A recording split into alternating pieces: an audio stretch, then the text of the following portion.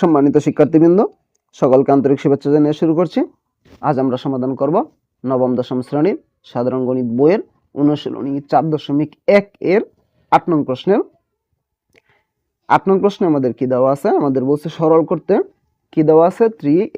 3 power m plus 1 3 power divided by 3 power m into m minus 1 ভাগ 9 power m plus 1 divided by 3 power m minus 1 into m plus 1।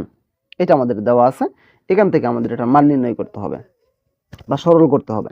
তাহলে আমরা এখানে কি করব? আমরা এখানে 3m প্লাস 1 যা আছে তাই নিচেরটা আমরা কি করতে পারি? 3 ব্র্যাকেটের ভিতরের পাওয়ার আর বাহিরের পাওয়ার গুণ করতে হবে। এই m এর সাথে শুধু m হবে না, m এর সাথে m এর সাথে আবার 1 গুণ করতে হবে। তাহলে কত হবে? 3m গুণ করলে m স্কয়ার মাইনাস m এর সাথে 1 গুণ করলে m ভাগ 9 কে আমরা কি লিখতে পারি? 3 স্কয়ার আর এই m প্লাস 1 যা আছে তাই। আবার এটাকে আমরা নিচে যেটা আছে এটাকে আমরা একটু আলাদা আলাদা করে দিব। m মাইনাস 1 আবার m প্লাস 1 এরকম দিলাম। এখন আমরা কি করব? এই দুইটা 3 থেকে একটা 3 আমরা কমন নিলাম। একটা 3, এটাও বৃত্তি, এটা পাওয়ার, এটা বৃত্তি, এটা পাওয়ার। বৃত্তি যদি দুইটা মিল থাকে তাহলে দুইটা বৃত্তি থেকে আমরা একটা বৃত্তি নিতে পারি। কি আছে আমাদের?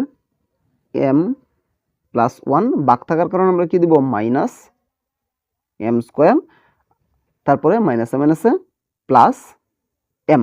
আমরা এটা কি করলাম? 3 প্রথমটা যা আছে তাই, পরে ভাগ থাকার কারণে মাইনাস। মাইনাসের পরে যদি একাধিক সংখ্যা থাকে তাহলে এই মাঝখানের চিহ্নগুলো পরিবর্তন হবে। এটার সামনে প্লাস ছিল মাইনাস, এটার সামনে মাইনাস আছে প্লাস। এই ভাগ চিহ্ন আমরা এখানে দিব। এই 3 থাকবে 2 সাথে একবার m গুণ, 2 সাথে একবার 1 গুণ। তাহলে কত হবে? 2 সাথে m গুণন দিলে 2m, 2 সাথে 1 গুণ দিলে প্লাসের 2। নিচে 3 যা আছে তাই, এটাকে যদি আমরা a ধরি এটাকে b ধরি, a minus b into a plus b। আমাদের a স্কয়ার মাইনাস b স্কয়ারের সূত্র। a স্কয়ার মাইনাস b স্কয়ারের সূত্র কি আছে? a plus b into a minus b। আমরা দিলাম কি? a minus b into a plus b, একই কথা।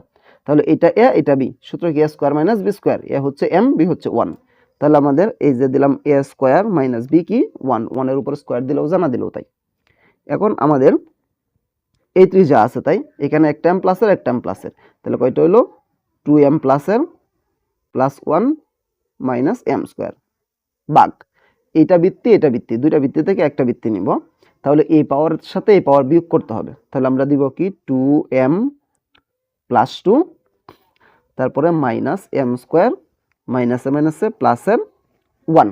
আমাদের যদি কখনো মাইনাস লিখি, মাইনাসের পরে যদি একাধিক সংখ্যা লিখি তাহলে সংখ্যার চিহ্নটা পরিবর্তন করতে হবে। প্লাস আছে মাইনাস, মাইনাস আছে প্লাস। মূলত আমাদের মাইনাস দ্বারা গুণ করতে হয়, তাহলে প্লাসে মাইনাসে মাইনাস, মাইনাসে মাইনাসে প্লাস।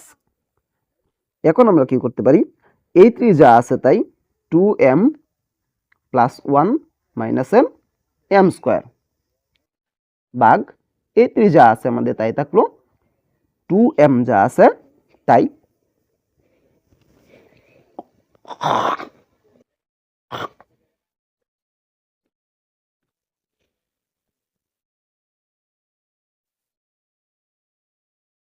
প্লাস 2 আর প্লাস 1 কত হবে আমাদের? প্লাসের 3 মাইনাস m স্কয়ার যা আছে তাই থাকলো। এখন আমরা কি করতে পারি? এই 3 এটা বৃত্তি, এটা পাওয়ার, এটা বৃত্তি, এসবটা পাওয়ার। তাহলে দুইটা বৃত্তি থেকে আমরা একটা বৃত্তি নিব 3, দুইটা বৃত্তি থেকে আমরা একটা বৃত্তি 3 নিলাম। এখন তাহলে কি হবে? ভাগ থাকলে কি? বিয়োগ হবে। তাহলে আমরা দিব কি? 2m plus 1 minus m square. ভাগ থাকলে কি? মাইনাস, মাইনাস হলে কি হবে? চিহ্নগুলা পরিবর্তন হয়ে যাব। প্লাসে মাইনাসে মাইনাসের 2m, প্লাসে মাইনাসে মাইনাসের 3, মাইনাসে মাইনাসে প্লাসের m স্কয়ার। এটা হয়ে গেছে। তাহলে আমরা এখন কি করতে পারি? এই 3 আমাদের যা আছে তাই 2m একটা প্লাসের একটা মাইনাসের, এটা কেটে দিলাম। m স্কয়ার একটা মাইনাসের একটা প্লাসের কেটে দিলাম, থাকতেছে কি? মাইনাসের 3 থেকে প্লাসের 1 বাদ দিলে থাকতেছে কত? মাইনাস 2। মাইনাস 2 কে আমরা বলতে পারি ইনভার্স 2, মানে কোনো পাওয়ারের সামনে মাইনাস থাকলে এটাকে বলা হয় ইনভার্স। তাহলে ইনভার্স উঠাইতে গেলে বা মাইনাস উঠাইতে গেলে কি করতে হয়? মাইনাসের কারণে একটা 1 একটা ভাগ চিহ্ন, তারপরে মাইনাস বাদে টোটাল বৃত্তি এবং পাওয়ার সবটাই নিচে লিখতে হবে 3 স্কয়ার। তাহলে এখন আমরা কি করতে পারি? উপরে আছে কত?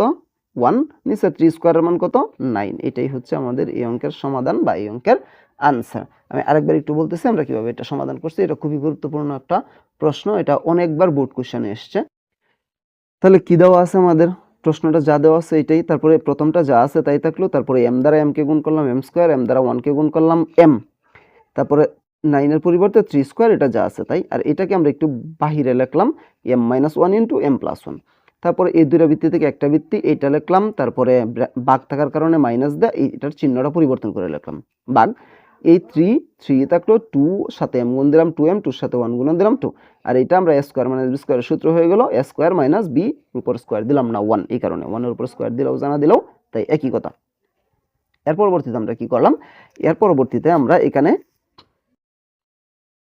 এই 3 যা আছে তাই, একটা m 2m, এই 1 যা আছে তাই, m স্কোয়ার যা আছে তাই থাকলো, তারপরে ভাগ এই দুইটা 3 থেকে একটা 3, এই দুইটা যা আছে তাই লিখলাম, ভাগ থাকার কারণে মাইনাস, চিহ্নগুলো পরিবর্তন হয়ে গেছে, প্লাস আছে মাইনাস, মাইনাস আছে প্লাস। এর পরবর্তীতে আমরা এখানে কি করতে পারি, এইটা যা আছে তাই থাকলো, এই 3 যা আছে তাই, 2m ই থাকলো, এই প্লাস 2 আর প্লাস 1 প্লাস 3 মাইনাসের m স্কোয়ার যা আছে তাই। এরপরে দুইটা বৃত্তি থেকে আমরা একটা বৃত্তি নিলাম, এই তিনটা লিখলাম, ভাগ থাকার কারণে মাইনাস দিয়ে এটা চিহ্নটি পরিবর্তন করে এই তিনটা লিখলাম, 2m প্লাসের 2m মাইনাসের কাটা, m স্কোয়ার মাইনাসের m স্কোয়ার প্লাসের কাটা, -3 থেকে প্লাসের 1 বাদ দিলাম, -2, যেটাকে আমরা বলি ইনভার্স 2। এরপর আমাদের কি আছে এখানে 3 ইনভার্স 2 আছে, ইনভার্স বাদ দেওয়ার জন্য, মাইনাস বাদ দেওয়ার জন্য একটা 1, একটা ভাগ চিহ্ন, আর এই বৃত্তি আর পাওয়ার সহ সবটাই নিছে, 1 যা আছে তাই, 3 স্কোয়ার মানে 9। এটাই হচ্ছে আমাদের এই অঙ্কের সমাধান বা আনসার। আমি আশা করি আমি বোঝাতে পেরেছি। তারপরেও যদি কারো কোনো সমস্যা থাকে আমাকে কমেন্টে জানাতে পারো, আমি সমাধান করার চেষ্টা করবো ইনশাআল্লাহ। পরবর্তী কোনো ভিডিও নিয়ে তোমাদের মাঝে অবশ্যই আসবো। সে পর্যন্ত সকলে ভালো থাকবা। আল্লাহ হাফেজ।